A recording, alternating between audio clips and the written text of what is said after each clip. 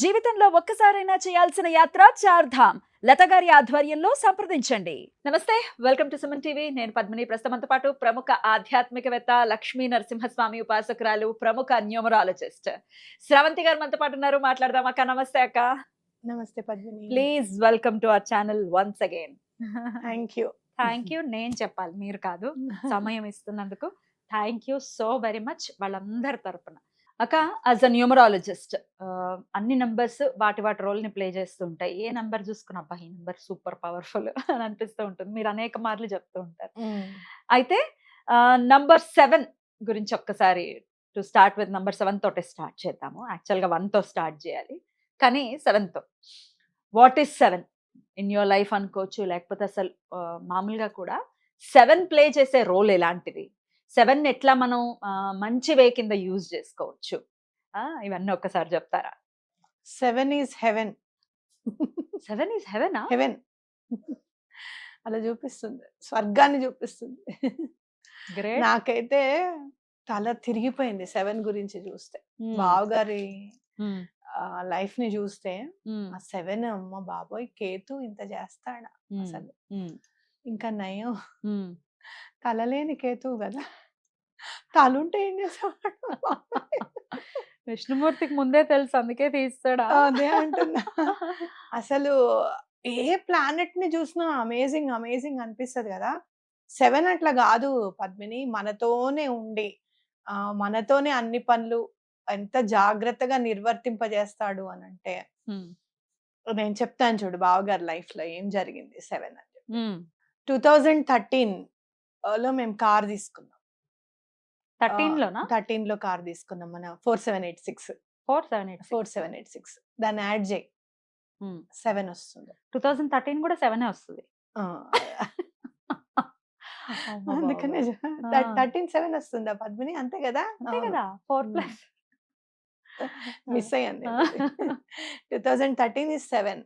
ఆయన car number నీకు చాలా సార్లు చెప్పాం మేము. ఈ నెంబర్ ఆ నెంబర్ ఈ నెంబర్ అనుకొని, ఏమండి బాబా గారు ఏ నెంబర్ ఇస్తే ఆ నెంబర్ అండి అంటే 4786 వచ్చిందని చెప్పాను నేను. అది యాడ్ చేస్తే 7, 4 + 7 + 86 చేస్తే 7. కేతువుకి న్యూమరాలజీలో 7 నెంబర్ ఇస్తాం అనమాట. ఓకే, కేతువు ఏం చేస్తాడు మనకి అని అంటే, ఈ సంసారం వద్దురా నాయన, నాతో పాటు వచ్చేసాయి, మోక్షానికి దారి చూపిస్తాను నీకు అని చెప్పి మన చేయి పట్టుకొని నడిపిస్తాడు. ఆ నడిపించే క్రమంలో ఏం చేస్తాడు అని అంటే, మన జాతకంలో ఏ ప్లేస్లో అయితే ఉన్నాడో అది ఖచ్చితంగా అయ్యేటట్టుగా చూస్తాడు. బావగారికి వ్యయంలో ఉన్నాడు. ఓకే, అంటే ఇంకా మొత్తం డిటాచ్ చేసేస్తాడు, ఏమీ లేకుండా డిటాచ్ చేస్తాడు. ఆ ఏమీ లేకుండా డిటాచ్ చేయాలనుకున్నాడు. 2013 లోనే ప్లాన్ చేశాడు, ఎంటర్ అయ్యాడు. 2014 లో తీసుకెళ్ళిపోదామని అనుకున్నాడు. కానీ మనం దత్తాత్రేయ స్వామిని అడ్డు వేసాం కదరా, అవునా కదా. బాబు ఆగు, నువ్వు చేయాల్సిన పని చాలా ఉంది, ఇంకా నువ్వు నేను కలిసి చేద్దాం, నీకు ఈ నెంబర్ కదా, నిన్ను నేను అడ్డుకోను, కానీ వీడికి ఇవ్వాల్సింది నేను ఇవ్వాలి, వాడికి కొన్ని బాధ్యతలు ఏర్పరిచాము, డిటాచ్మెంట్ ఇప్పుడు కాదురా బాబు, ఆగు అని చెప్పారు స్వామి. సరే, అక్కడి నుంచి స్టార్ట్ అయిన మా ప్రయాణము అలా ముందుకొస్తూ నన్ను ఈ న్యూమరాలజీలోకి ఇంకా తీసుకురావడము, లైమ్ లైట్ లోకి రావడము, ఇల్లు కట్టుకోవడము, మాకు అన్ని సందర్భాలన్నీ, గ్రామ బంగారం లేని నేను నా పిల్లకి హారం కొనే స్టేజ్కి తీసుకురావడము, అంటే పిల్ల పెద్ద మనిషి అయినప్పుడు, మెచ్యూర్ అయినప్పుడు ఫంక్షన్స్ అంతవరకు తీసుకొచ్చాడు, అంత చేశాడు. కానీ ఆయనను వదలలేదు. మేము ఎక్కడికి వెళ్ళినా, మేము రెంట్కి అద్దె తీసుకుంటే 7 నెంబర్ ఫ్లాట్ లో ఉండేవాళ్ళం. మేము ఎక్కడికన్నా హోటల్కి వెళ్తే నెంబర్ 7 బల్ల వచ్చేది, మాకు టేబుల్ వచ్చేది. తప్పకుండా కామేశ్వరి నిలయంలో అద్దెకున్నాం మేము, 4037. తర్వాత ఒక హోటల్కి వెళ్ళాము, నెంబర్ 07 హోటల్ రూమ్కి వెళ్తే 07, ఎక్కడైనా రెస్టారెంట్స్కి వెళ్తే 07, వదిలేదు కాదు 7. నేను చూసేదాన్ని 7, ఓకే కేతు బాగానే చేస్తాడు, మంచిగా చేస్తాడు అని అనుకునేదాన్ని అంతే. రాహు అంటే భయం, కానీ నాకు కేతు అంటే భయం లేదు. రాహు ఏంటంటే మనకి మాయ గమ్మిస్తాడు, ఏదో చెప్తాడు. ఇన్స్టాలో వీడియో వచ్చింది, నేను నవ్వుకున్నాను కూడా, అలా చేస్తాడు. కాబట్టి కేతు అంటే ఓకే అని అనుకునేదాన్ని నేను. అలా అలా చేస్తూ చేస్తూ చేస్తూ 2023లోనే మొదలైంది రాసుకో పద్మిని. 2023 బా 7 ఆ, అప్పుడే కదా మళ్ళీ రికరెంట్ Recurrent అయింది అప్పుడే. స్లైట్ గా. స్లైట్ గా రికరెంట్ అయింది 7 మళ్ళీ సంవత్సరం అది 7 అయిన తర్వాత ఆయన పోయిన సమయం 7:54 మొత్తం యాడ్ చేస్తే 7 ఎక్కడ వదలలేదు పద్మిని. 7 ఎలా ఎట్లా డిఫైన్ చేస్తున్నారు 7 ఈజ్ చేసుకుంటా? హెవెన్ అని? చెప్తాను అది కూడా చెప్తాను. ఆ, even car key Car key number number. కూడా 7 నిన్నే పెట్టారు. ఎందుకు 7 ఈజ్ హెవెన్ అంటున్నాను అంటే భగవంతుడితో గనక కూడుకుంటే కేతువు ఆధ్యాత్మిక ప్రయాణాన్ని మనకి కలగజేస్తాడు. మేము చూసుకుంటే గనక భగవంతుడికి మా పిల్లలకి కళ్యాణం చేయలేదన్న బాధ ఖచ్చితంగా ఏ తల్లికైనా, కాళ్ళు కడగలేదన్న బాధ ఖచ్చితంగా ఉంటుంది. కానీ మేము శివపార్వతుల కళ్యాణం చేసాం, సుబ్రహ్మణ్యేశ్వర స్వామి వారి కళ్యాణం చేసాం, సీతారాముల కళ్యాణం చేసాం, లక్ష్మీ నరసింహస్వామి వారి కళ్యాణం చేసాం. ఎన్ని హోమాలంటే మినిమం ఒక చూసుకుంటే ఒక 150 హోమాలు చేస్తుంటామేమో అన్ని కూర్చుని లెక్కేసుకుంటే. దశ మహావిద్యల దగ్గర నుంచి 4 నవరాత్రుల దగ్గర నుంచి అన్ని హోమాలు, అన్ని పూజలు. ఎక్కడైనా గుడి కడుతూ ఉంటే గుడి కడుతున్నాం మీరేమన్నా ఇస్తారా అంటే మీరు నమ్మండి ఇంట్లో 50,000 క్యాష్ ఉండేది. దాచేవాళ్ళం ఎందుకో, ఇవ్వండి 50,000 క్యాష్ ఉంది కదంటే వద్దు అనేవారు కాదు పద్మిని. ఏదైనా కూడాను ఇచ్చేసేవాళ్ళం. అలా సుబ్రహ్మణ్యేశ్వర స్వామి కళ్యాణం చేసి ప్రతిష్ఠ చేశాము ఆయన నాగశిలని. అప్పుడు జాబ్ నిలబడింది ఈయనకి. అసలు పేరు రాశారట తీసేద్దాము అని చెప్పి, రెసెషన్ అని చెప్పి. కానీ పని చేసే వర్క్స్ ఇన్ని ఉన్నాయి, మరి మనం అనవసరంగా వద్దు అని అంటే నిలబెట్టారు. అర్థమైందా? అక్కడ మనం ఎవరిది శిల ప్రతిష్ఠ పాపం చేసాం? సుబ్రహ్మణ్యేశ్వర స్వామి అంటే అందులో కూడా 7 ఉన్నాడుగా, నిలబెట్టాడుగా ఉద్యోగాన్ని. అది నేను చెప్పేది 7 ఈజ్ హెవెన్ అని. అంటే ఇప్పుడు ఆఫీస్ పరంగా ఆయన పేరోల్లో ఉండడము, పోయేదాకా పేరోల్లో ఉండడము, అలాగే ఆఫీసు ఇచ్చే అవన్నీ కూడా మళ్ళీ పిల్లలకి రావడం అనేది. అంటే ఏంటంటే 7 ఏం చేశాడు ఆయనని అని అంటే, నాన్న నీకేం భయం లేదు, నీకు అన్ని అమర్చాను, నీ పిల్లలకి కూడా అన్ని అమర్చాను, ఇంకా టైం అయిపోయింది, నువ్వు మోక్షానికి నువ్వు రావాలి అని ఆయన సోల్ని తీసుకెళ్ళడం. మనిషి లేకపోవడము అనేది ఎప్పటికైనా ఇబ్బందే, ఎప్పటికైనా బాధే. కానీ నన్ను తిట్టుకున్నా పర్వాలేదు, కానీ మిథునం సినిమా చూసినప్పుడు మాత్రం నేను అనుకున్నా ఎప్పటికైనా నా కళ్ళ ముందనే ఆయన అయిపోవడం మంచిది. ఎందుకు అని అంటే ఆయనకి నిద్రలో ఫిట్స్ వచ్చేవి, చాలా అనీజీగా ఫీల్ అయ్యేవాడు. అంటే నాలుకకి మందు రాస్తూ ఉంటే నైస్ టాబ్లెట్ తెచ్చి, మనం ఇప్పుడు నాకు అన్ని ఇవి కదా, ఏమండి నైస్ వేసుకుంటేనే తగ్గుతుందండి. ఫస్ట్ ఫిట్స్ వచ్చినప్పుడు చాలా కాళ్ళు నొప్పులు అవి వచ్చినప్పుడు ఎంత ఎంఆర్ టాబ్లెట్ వేసినా అఫ్నెక్ వేసినా తగ్గకపోతే నాకు ఐడియా వచ్చి నైస్ తీసుకొచ్చి వేసాను అనమాట. వేస్తే ఆ రోజే తగ్గిపోయి, నాన్న నువ్వు లేకపోతే చాలా కష్టం, ఇట్లా నేను ఎలా ఆలోచిస్తాను, డాక్టర్ దగ్గరికి వెళ్తే నొప్పులు ఉంటాయి అండి అని అన్నారు, కానీ తగ్గుతుందని అనలేదు, నువ్వు నైస్ తెచ్చాక నాకు తగ్గింది చూడు అనడము. ఫిట్స్ వచ్చిన నెక్స్ట్ డేనే ఆఫీస్కి కూర్చొని వర్క్ చేస్తాను. ఆయన కూడా అట్లా కష్టపడ్డారు. సో మనము ఈ 10 ఏళ్ల నుంచి కేతు ఏం చేసిందంటే, కేతు మహాదశ వచ్చిన తర్వాత కూడా చాలా జాగ్రత్తగా ఆయనని ఆధ్యాత్మికం వైపు నడిపిస్తూ ప్రాపంచిక విషయాలన్నిటినీ కూడా ఆయన పిల్లలకి నిర్వర్తించేటట్టు చేసి తీసుకుని వెళ్ళాడు. ఆయన కేతు మహర్దశలో ఉన్నారు చనిపోయే టైంకి. ఇంకా లాస్ట్ అంతే దశ కదా, అంతే. కేతువులో బుధుడు నడుస్తుంది.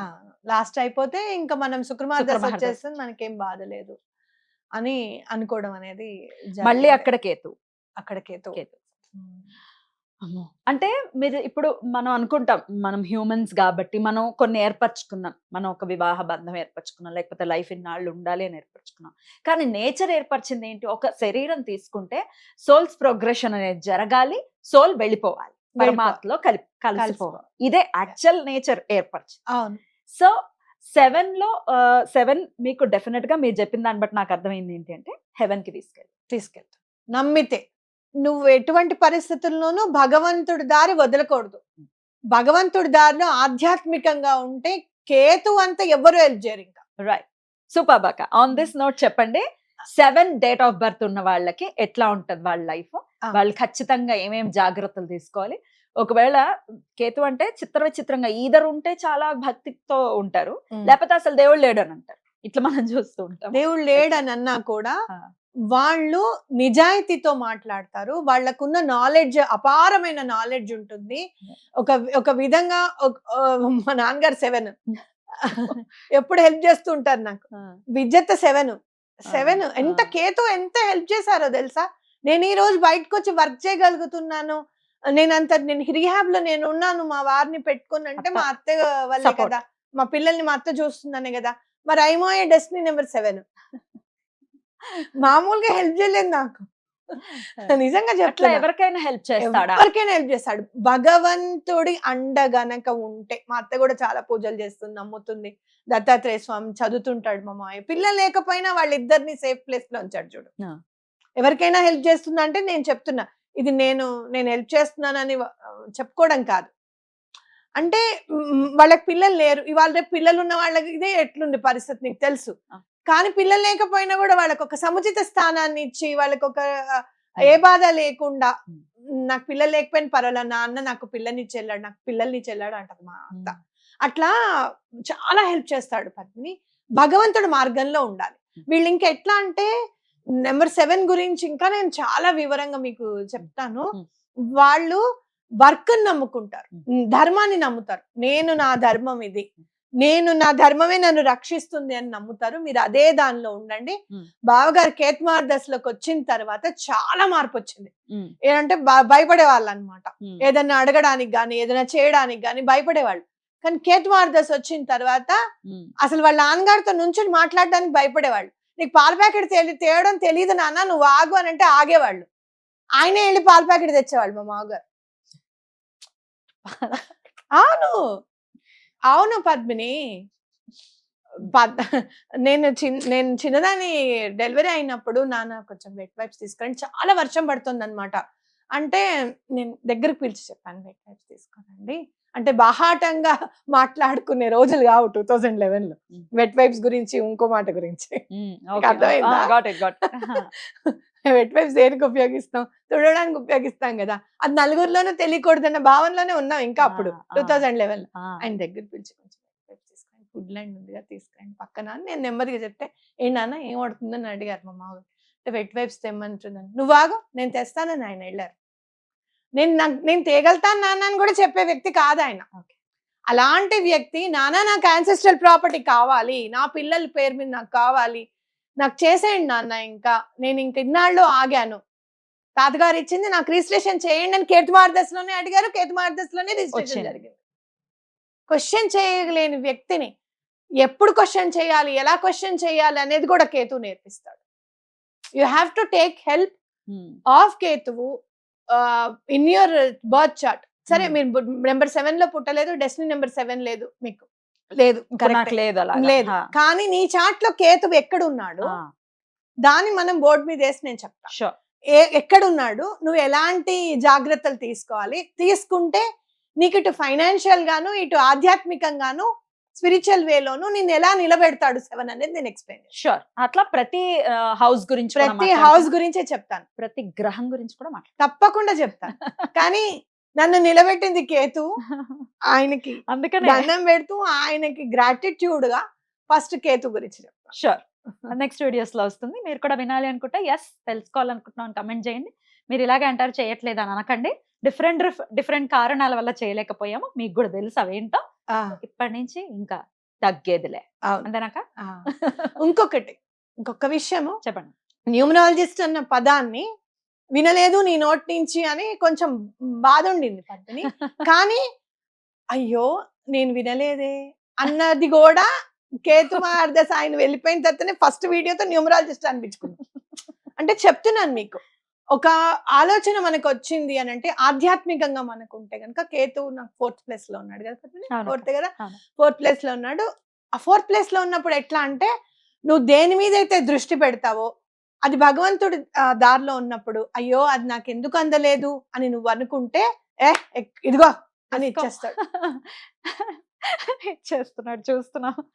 మేము అది witness కేతు చేస్తున్నాం. మ్యాజిక్. మేము విట్నెస్ చేస్తున్నాం. అటువంటి బ్యూటిఫుల్ మ్యాజిక్స్ ఎలా చేయించుకోవచ్చు, ఎట్లా ఆయన అనుగ్రహాన్ని పొందొచ్చు అనేది చెప్తాను ఫ్యూచర్ నేను. వీడియోస్ లో తెలుసు. చెప్తాను. బ్యూటిఫుల్ అక్క. Thank you so very much. నమస్తే అక్క. నమస్తే.